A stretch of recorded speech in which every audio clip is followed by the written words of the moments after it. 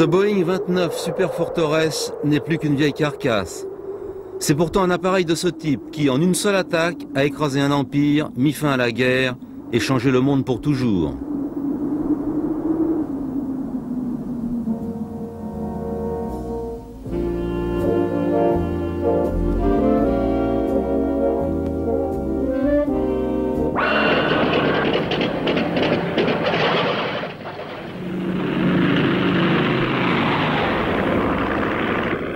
Avril 42, 16 bombardiers B-25B Mitchell remplis de bombes et de fuel décollent du porte-avions américain Hornet sous le commandement du colonel Doolittle. Ils sont en route pour le Japon pour le premier bombardement de Tokyo. Cette opération, bénéfique pour le moral des Alliés, a mis en évidence le manque d'un bombardier stratégique à longue portée. Le colonel Doolittle l'appelait de ses voeux dans son compte-rendu de mission. We're going back to Tokyo, and we shall go in full array and with mighty allies. Le B-24 Libérateur n'avait ni le rayon d'action, ni la vitesse, ni le plafond, ni la capacité de charge réclamée par le département de la guerre. Le B-17, la forteresse volante, un autre avion magnifique, ne les avait pas non plus. Ils étaient tous les deux déjà démodés.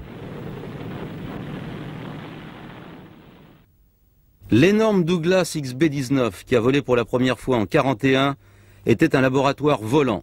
En 1940, le département de la guerre avait lancé un appel d'offres pour un nouveau bombardier. La vitesse, le plafond, la capacité de charge et le rayon d'action requis étaient hors de portée du 19 sous-motorisé. Le Consolidated B-32 Dominator était propulsé par 4 moteurs Wright R-3350 imposés par le département de la guerre. Il était pressurisé, les premiers modèles avaient une queue en T qui rappelait le vieux B-24. Il était gros mais ce n'était pas un appareil révolutionnaire. Il répondait aux spécifications, à peine plus.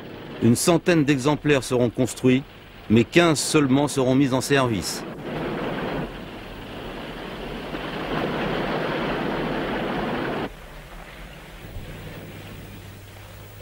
C'est le gros Boeing qui a remporté l'appel d'offres. Nom de code XB-29, vitesse maximum 550 km/h, plafond 30 000 pieds, rayon d'action 6500 km à 5 tonnes de charge. Le vol inaugural du premier XB-29 a lieu le 21 septembre 1942 chez Boeing à Seattle.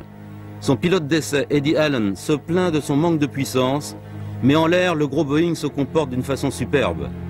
La Super Fortress était née. Le nouveau système de canon Sperry et l'hélice tripale qu'on voit ici ne seront pas montés sur les modèles suivants. Ce premier XB-29 a permis d'en apprendre beaucoup.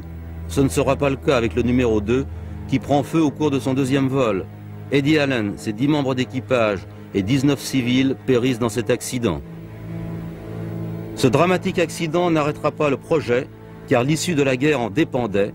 Peu de temps après, des B-29 volaient à nouveau. The B-25 Mitchell is a big, strapping bomber. 67 feet across the wings, but it could reach Japan only if it took off from an aircraft carrier. Much bigger is the famed B-17 Fortress. 104 feet from wing tip and tip, it has ranged 1,400 miles over Japan's island conquests. But it cannot reach Japan itself from any base we now hold. The Super Fortress, wingspan 141 feet, longer than the Wright's first flight through the air at Kitty Hawk. Range, altitude and bomb load, secret. En juin 1942, un YB-29 recouvert d'une peinture mate, le premier exemplaire d'une présérie de 14, décollait pour tester sa conception révolutionnaire. Leur gigantesque soute à bombe se trouvait en avant et en arrière de leur centre de gravité. Ils restaient ainsi stables pendant le largage qui se faisait alternativement de l'une ou de l'autre. À l'intérieur, la partie où se trouvait l'équipage était chauffée, pressurisée et isolée du bruit. Le bombardier est assis à l'extrémité du nez de l'avion, au milieu, en dessous du pilote et du copilote. Le pilote est à gauche, le copilote à droite avec les doubles commandes. Le navigateur se trouve derrière le pilote face à la route, le mécanicien navigant est derrière le copilote, tourné vers l'arrière.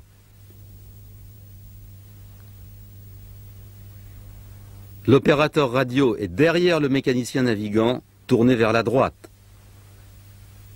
Le chef mitrailleur est installé dans un fauteuil de coiffeur sous un radôme en plexiglas sur le dessus de l'appareil. Les deux mitrailleurs de flanc sont à sa gauche et à sa droite. Les radômes sont recouverts d'une structure en cage pour éviter que l'équipage ne soit aspiré à l'extérieur en cas d'éclatement de l'un d'eux. Sur ces images, le mitrailleur de queue manipule le démarreur, mais sa position normale est dans le compartiment de queue pressurisé. Ces ailes énormes, positionnées à mi-longueur de son fuselage, étaient révolutionnaires. Leurs volets permettaient d'accroître leur surface de 20% au décollage et à l'atterrissage.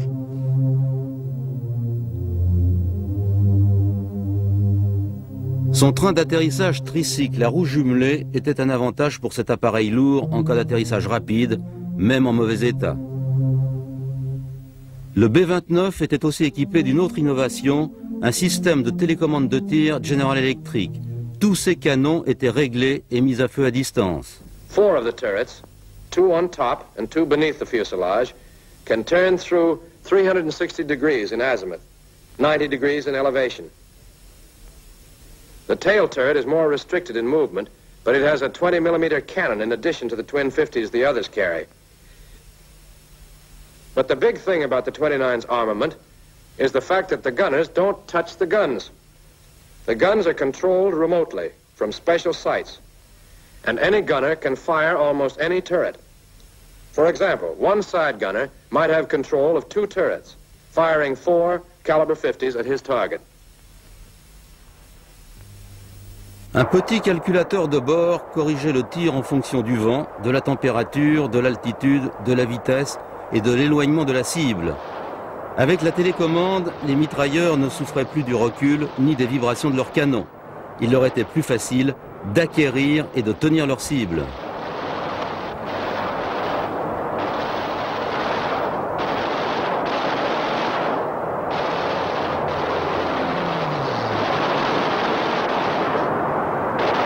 Ces images de chasseurs abattus prises par sa caméra ciné-mitrailleuse sont d'un réalisme terrifiant.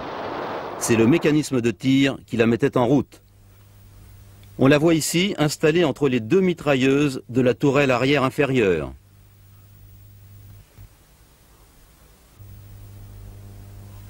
Pour des vols longue distance à haute altitude, la pressurisation est indispensable. Le profil circulaire de la coque du B-29 avait la résistance uniforme indispensable. Un régulateur automatique réglait la pressurisation. Il y avait 3 compartiments pressurisés. Le nez était relié par un tube de 85 cm de diamètre au compartiment des mitrailleurs arrière. Le compartiment des mitrailleurs de queue était lui aussi pressurisé.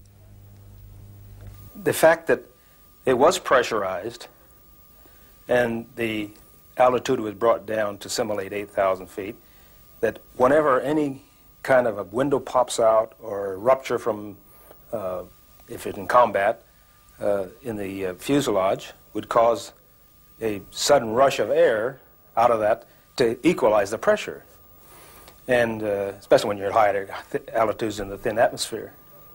And so, because we had to travel from the forward deck to the back, over the bomb bay, through a tunnel, which was a little bit confining in that you couldn't wear your parachute with you, but while you're in that tunnel, if you should suddenly depressurize at that time, you got the feeling that you might be a projectile in a cannon going shot right through the tunnel.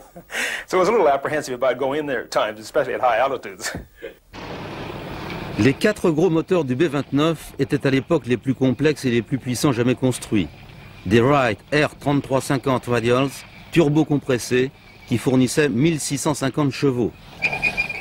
Pour avoir un bon rendement à haute altitude, ces énormes hélices de 4,65 m de diamètre tournaient très lentement.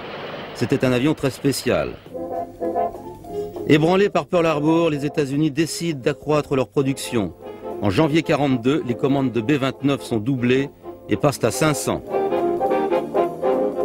Par crainte d'un manque de main-d'œuvre, la construction des B-29 va être adaptée pour des travailleurs non qualifiés. Ces différents éléments sont décomposés pour être fabriqués par un grand nombre d'usines dans tous les États-Unis.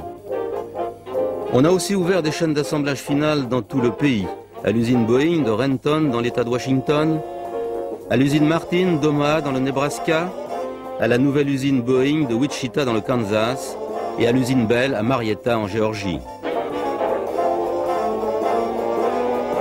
1000 B-29 seront commandés avant que le premier prototype ait volé.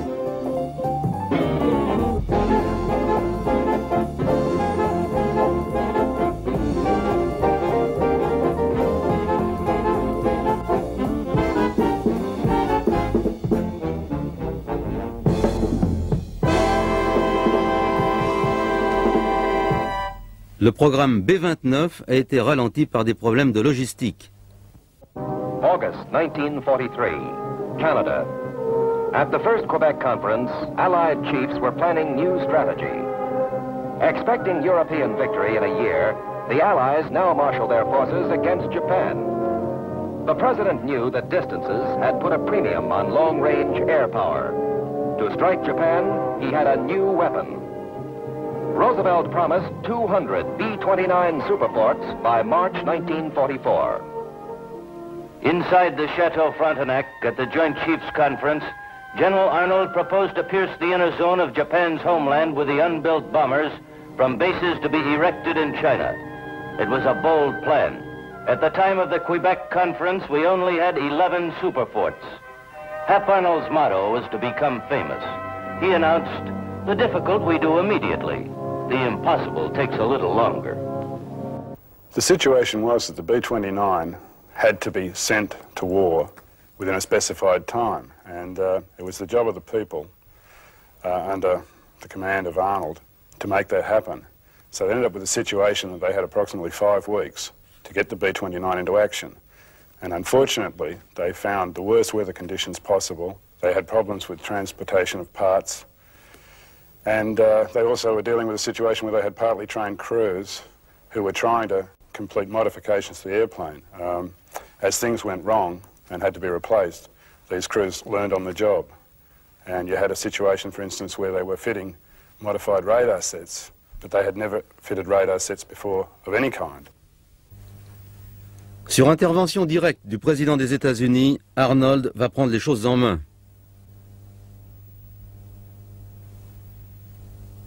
Quand il signe le bon de commande du 175e B-29, Arnold demande qu'il soit livré le 1er mars 1944. Le 28 février, le modèle spécial Arnold était prêt.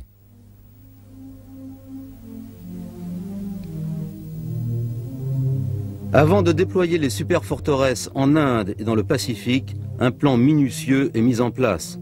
Lobo Queen, le seul YB en service, est envoyé en Inde via l'Angleterre. On va le promener pendant 2 semaines au Royaume-Uni pour tromper l'ennemi en lui faisant croire qu'il allait être utilisé en Europe. Moins d'1 heure après son arrivée, un avion de reconnaissance allemand était déjà en train de le survoler.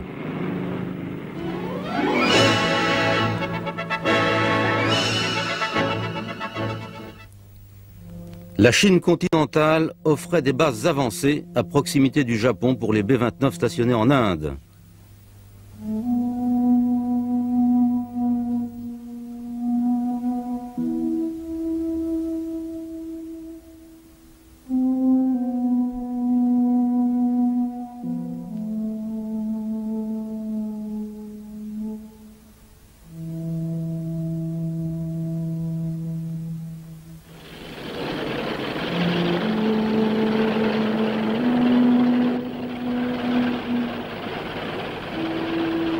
Ce sont les problèmes particuliers posés par le Pacifique qui ont amené les Américains à concevoir le B-29. Le B-17 et le B-24 étaient de bons avions en Europe, mais les distances entre les bases et les objectifs étaient plus courtes. Le Pacifique posait d'énormes problèmes logistiques. Les militaires n'avaient encore jamais eu à prendre en compte un océan aussi vaste. Le B-29 était le seul appareil capable d'atteindre le Japon. Le 20e Bomber Command a été uniquement créé pour attaquer le Japon avec des B-29. La 58e escadre de bombardement lourd a été constituée en regroupant les 40e, 444e, 462e et 468e groupes de bombardement. Elle va rejoindre l'Inde à l'autre bout du monde. En route vers l'Est, première escale Gander. en Nouvelle-Écosse. Ensuite, c'est la traversée de l'Atlantique, Marrakech, Le Caire, Karachi et finalement Calcutta. Des milliers de travailleurs indiens et des hommes du génie américain avaient préparé les bases indiennes pour qu'elles puissent accueillir les gros bombardiers. Les bases étaient dispersées dans le nord-est de l'Inde, à Karangarpur, Chakuria, Piadoba et Dunkindi. La météo et la bureaucratie du commandement allié ont considérablement ralenti leur aménagement. Les îles du Sud-Japon étaient juste à portée des B-29 stationnés en Chine. Un pont aérien gigantesque a été mis en place pour tout transporter à travers l'Himalaya au départ de Calcutta. Pour livrer 1 litre d'essence à Chengdu, les B-29 transformés en avions-citernes en consommaient 3.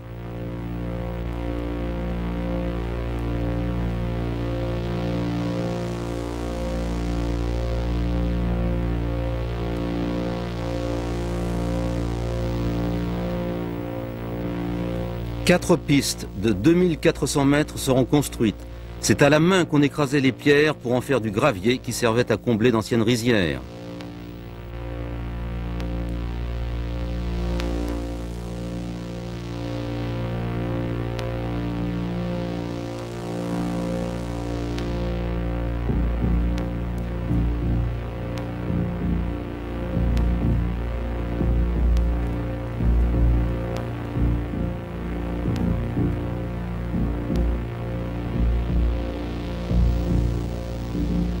La Chine a mobilisé la seule ressource naturelle dont elle ne manquait pas, sa population.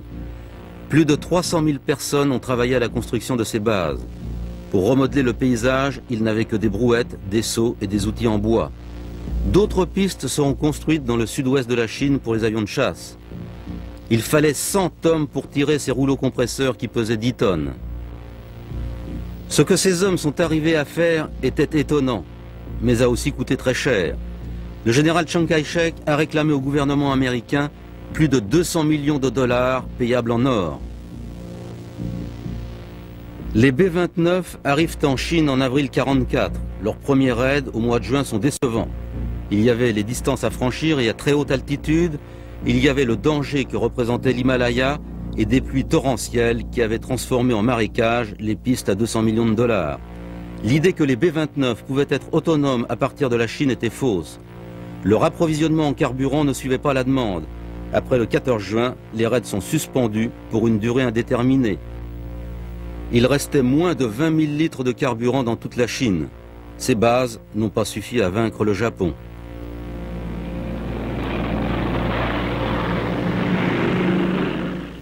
Les B-29 arrivaient tout juste à atteindre la pointe sud du Japon.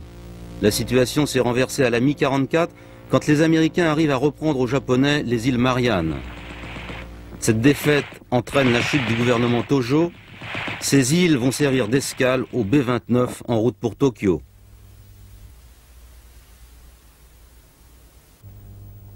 Ces 3 îles, Guam, Saipan et Tinian, n'étaient qu'à 2400 km du Japon.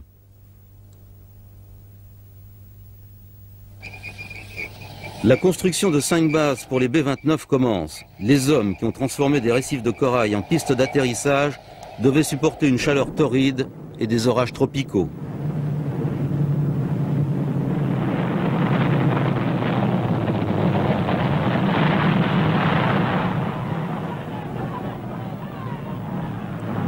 Le 12 octobre 1944, le premier B-29 atterrit à Saipan. Joltin Josie, le pionnier du Pacifique, avait à son bord le nouveau commandant du 21e Bomber Command. Le général Hansel, comme chef d'état-major, avait dirigé de Washington les opérations chinoises et indiennes. Maintenant, il était à la tête du 21e des Mariannes.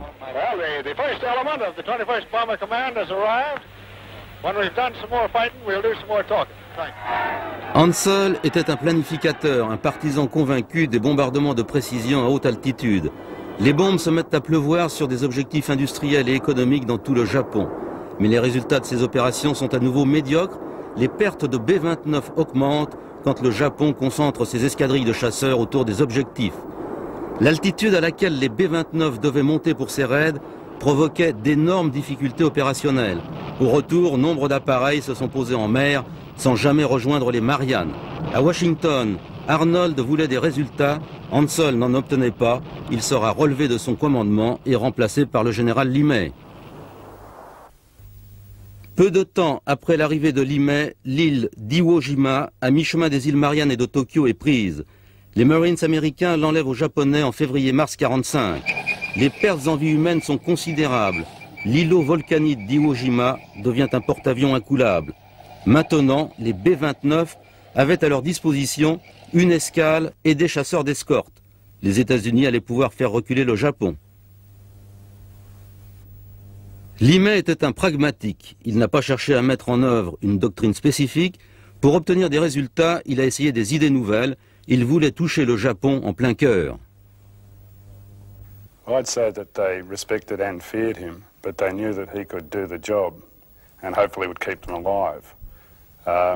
Previously, they'd been suffering serious losses in the B-29s, and LeMay came along, changed the tactics, made the airplane work. Limay a estimé que les bases de B-29 construites par Hansel dans les îles Mariannes représentaient une bonne machine de guerre. La marine y avait livré d'énormes cargaisons de matériel pour les B-29. Elles étaient hors de portée des attaques japonaises. Limay ne voyait aucune raison à ce que les B-29 ne puissent pas remplir leur mission. Le problème était uniquement tactique. Il suffisait de bien les utiliser et au maximum de leur potentiel.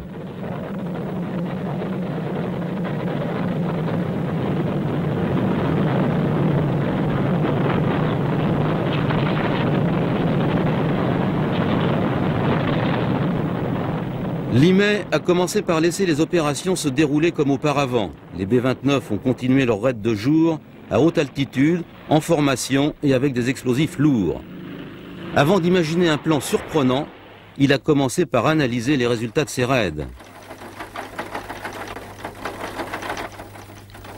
Les missions étaient planifiées avec une grande précision.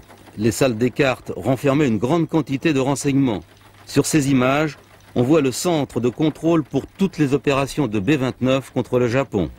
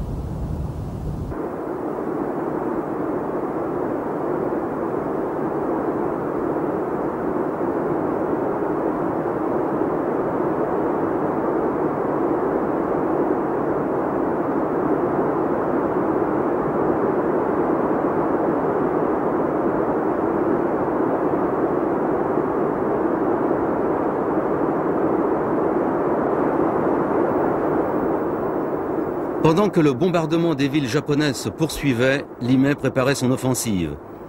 Cette campagne allait entraîner en 11 jours la destruction de 75 km² de zones urbaines. Dans les mois suivants, encore d'autres raids et des largages de mines allaient ébranler et affamer la nation japonaise tout entière. Pour gagner du poids et leur permettre d'emporter de plus grandes quantités des nouvelles bombes incendiaires M69, on avait démonté des B-29 tous leurs canons et tous leurs armements, à l'exception de celui de queue. Les B-29, par groupe de 5, en file indienne et de nuit, s'approchaient de leurs objectifs entre 5 et 8000 pieds d'altitude. Ils se guidaient sur les tirs croisés de leurs marqueurs de cible.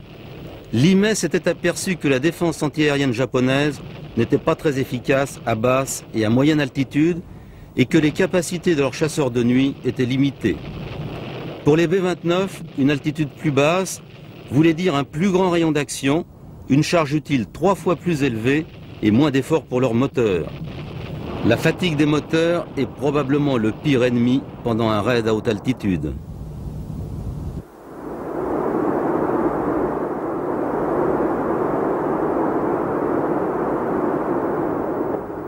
Sur le chemin du retour vers les îles Mariannes, les équipages pouvaient se poser à Iwo Jima en cas d'urgence.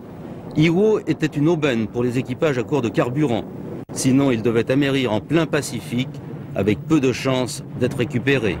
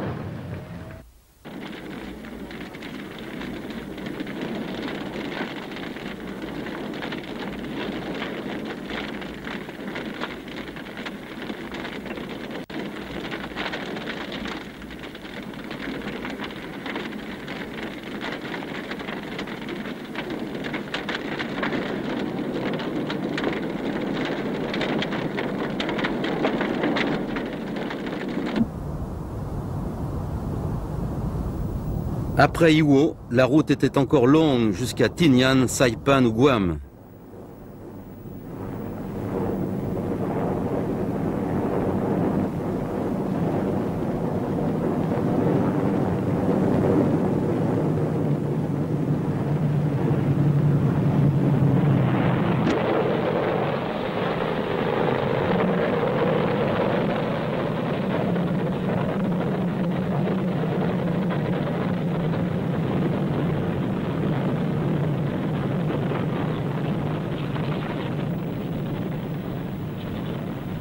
La plupart arrivaient sains et saufs, mais pas tous.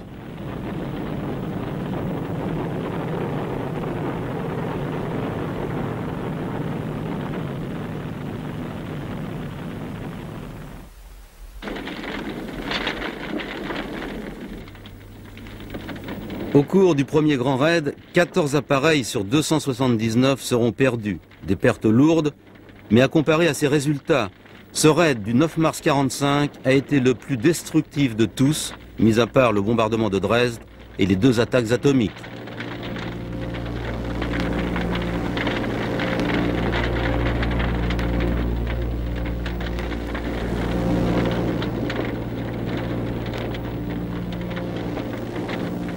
Cette nuit, des vents exceptionnellement violents avaient attisé le feu. Des courants ascendants faisaient prendre brutalement au B-29 plusieurs milliers de pieds d'altitude. Leur fuselage était noirci par la fumée. Tokyo en feu était visible à 60 km de distance. Ce n'était pas Hiroshima, mais en une nuit, 40 km², le quart de Tokyo avait été détruit. Il y avait 1 million de sans-abri, 150 000 morts, blessés ou disparus.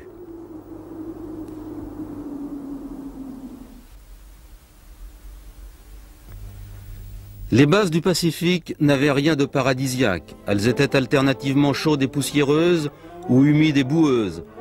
Les hommes n'avaient pas un très bon moral. Ils vivaient entassés dans des villages de tentes, loin de chez eux, et avec la peur permanente de ne pas rentrer de leur prochaine mission. Ils considéraient leur B-29 comme un des leurs. Ils les bichonnaient comme une voiture neuve. Le démontage des canons de queue de 20 mm n'était pas du goût de tous les équipages. Ils pensaient qu'avec simplement 2 mitrailleuses de 50, ils auraient du mal à se défendre contre les avions de chasse ennemis. Dans un style quasi-hollywoodien, un équipage avait eu l'idée de mettre à la place du canon un assemblage de boîtes de conserve, espérant ainsi tenir l'ennemi à distance. La personnalisation des nez des B-29, c'était un autre style.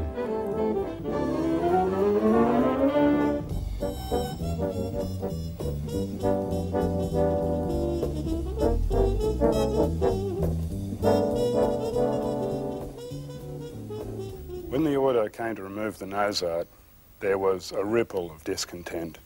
But in a military situation, orders were orders. Where the order came from, nobody really seems to know. There is one version that says that a number of B-29s went back to the United States, and when the nose art was seen, there were objections to the lurid nature of it, and therefore the order came back to the people in the combat zone to remove it. Other versions of that story are that it was decided at the group level by the group commanders. Some wanted to run a cleaner operation than others.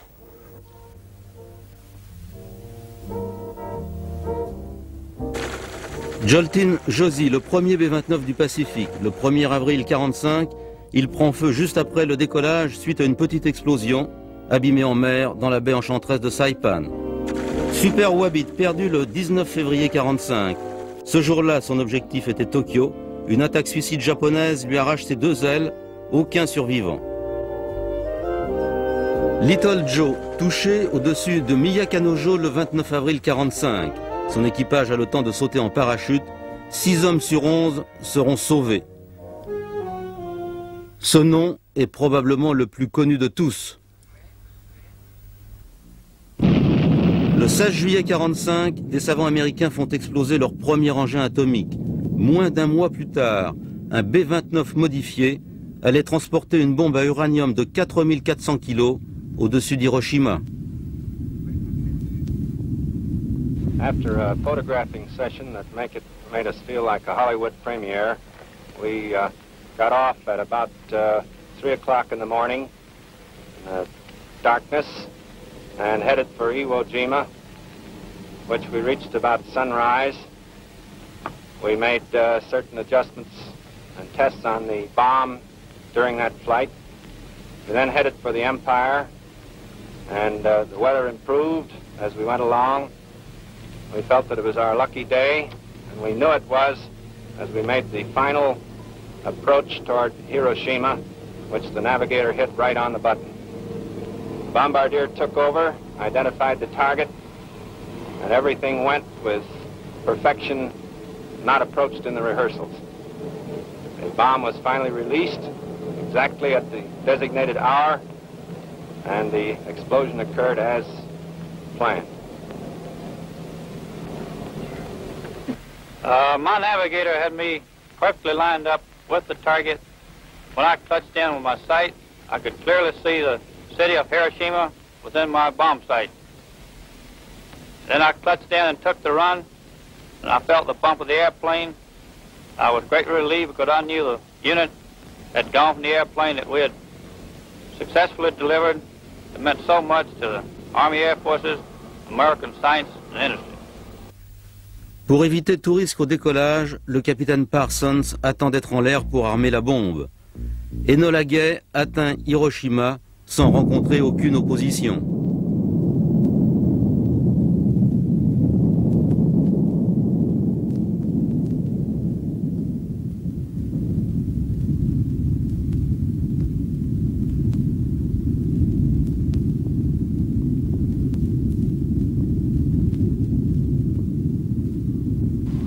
Well, as the bomb left the airplane, we took over manual control, made an extremely steep turn, to try and put as much distance between ourselves and the explosion as possible.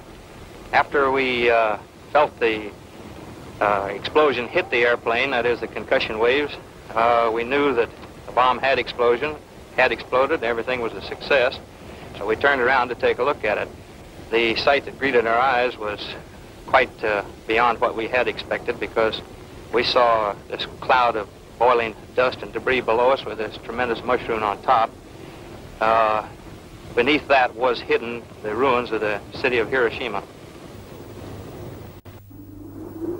Le 6 août 1945, à 9h15 du matin, à Hiroshima, 11 km² sont rayés de la carte, 78 000 de ses habitants tués. Enola Gay était le nom d'une mère tibétaine, c'est l'arme la plus terrifiante jamais utilisée. Le Japon, sous le choc, n'était toujours pas prêt à faire la paix. Pour lui forcer la main, les États-Unis vont lancer une deuxième bomba.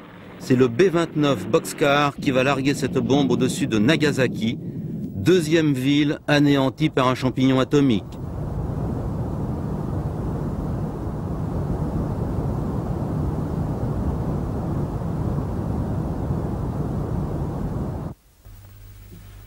Après la guerre, les surplus de B-29 ont donné naissance à différentes versions.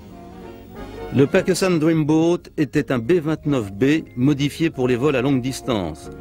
On a démonté tout ce qui pouvait l'être à l'intérieur, on lui a installé des réservoirs supplémentaires et on a gonflé ses pneus avec de l'hélium ultra léger. Tout cela pour battre le record du monde de distance en novembre 1945. Le réservoir volant va parcourir 13 000 km en 35 heures.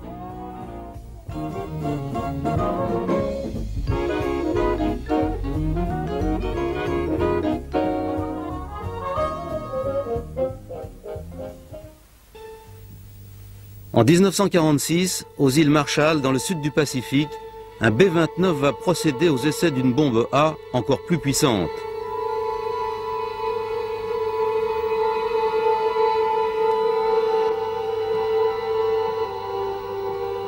Le général Limay, devenu entre-temps numéro 2 de la recherche, arrive à bord du B-29 Outlaw. Les îles Marshall sont en plein milieu de l'océan, à 5000 km des États-Unis. Première cible, l'atoll de Bikini.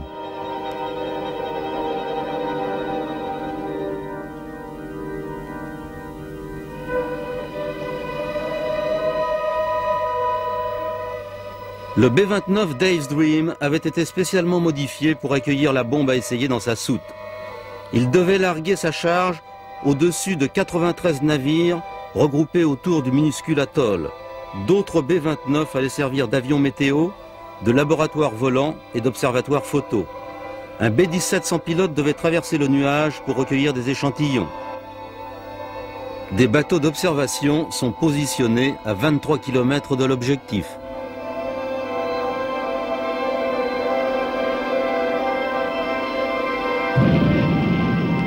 À 9h34 le 1er juillet, l'atoll et les bateaux cibles sont secoués par une énorme explosion. C'était la première de toute une série dans les années 50.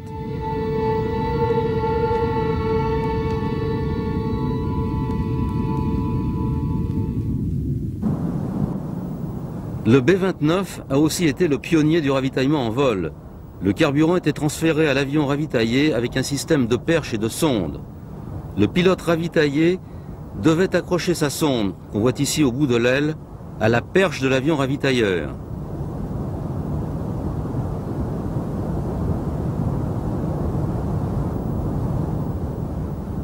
La perche volante, un système breveté par Boeing, fonctionnait bien mieux. Un opérateur, installé dans l'ancien compartiment du mitrailleur de queue, pilotait littéralement un tuyau rigide télescopique. Ce tuyau était véritablement manœuvrable, car il était équipé à son extrémité d'un empennage en V. Le ravitaillement terminé, il se repliait sous la queue du B-29. On voit très bien sur ces images les opérations d'accrochage et de décrochage entre un B-52 et un KC-97 citerne qui utilise la perche mise au point sur le B-29.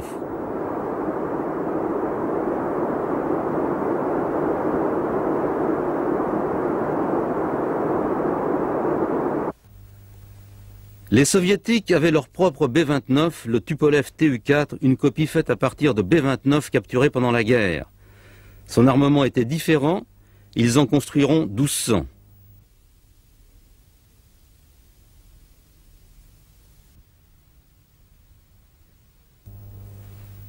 Le Super Dumbo SB-29 était un B-29 de base équipé pour le sauvetage en mer. Sa principale caractéristique était un canot de sauvetage qu'il transportait sous son fuselage et qu'il pouvait larguer aux équipages abîmés en mer.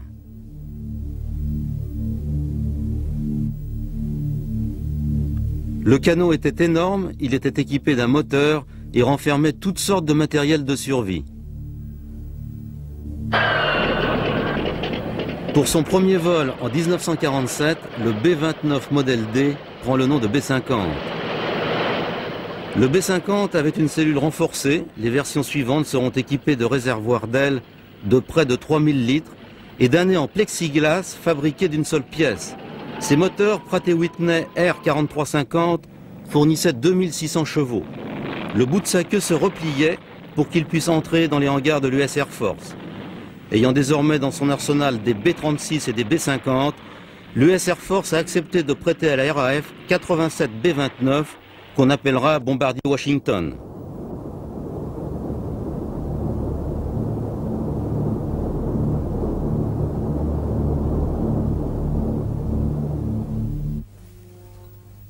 À la fin des années 40, la Super Fortress allait jouer un autre rôle crucial dans le progrès de l'aviation. Elle allait servir d'avion porteur au premier prototype supersonique. Cela s'est passé au centre d'essai en vol de l'Air Force à la base Edwards. Le prototype Bell X-1, qui allait essayer de franchir le mur du son, était équipé de moteurs fusées. C'est un B-29 qui a servi à le larguer à 10 000 mètres d'altitude.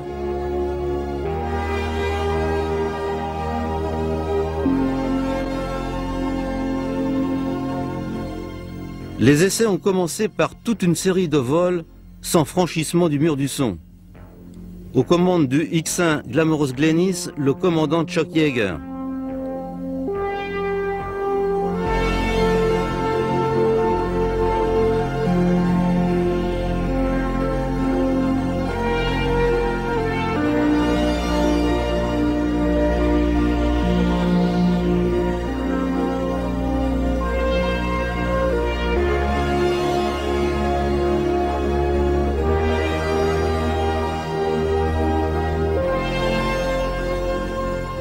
Le mur du son, Yeager va le franchir le 14 octobre 1947. C'était le premier de toute une série d'essais qui allait révolutionner l'aviation.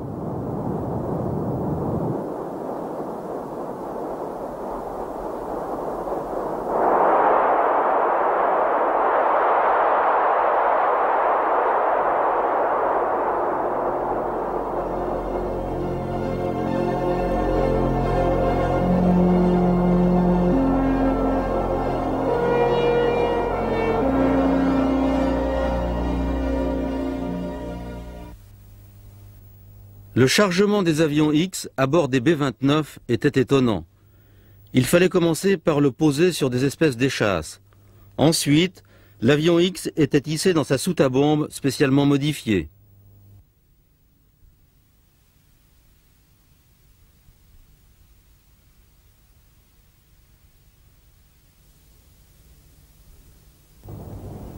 Le B-29 a aussi servi à tester un autre avion parasite, le XF-85 Goblin. Il était prévu que dans le futur, son avion porteur serait un B-36. Le Goblin devait être lancé, mais aussi récupéré par son avion porteur. Après l'éclatement de la guerre en Corée, le B-29 va servir les troupes des Nations Unies.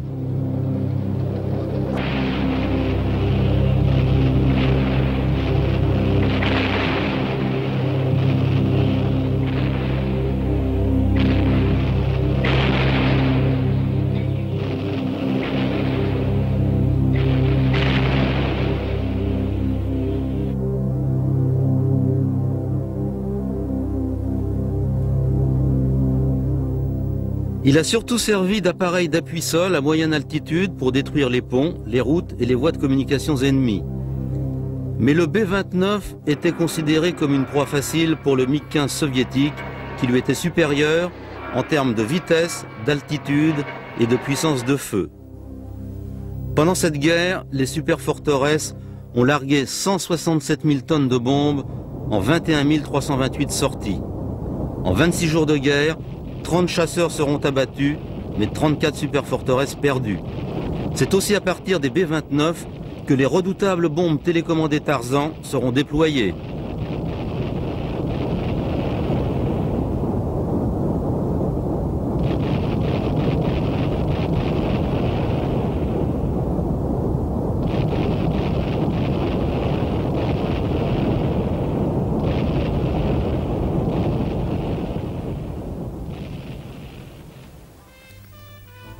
En Corée, l'art a refait son apparition sur le nez des B-29.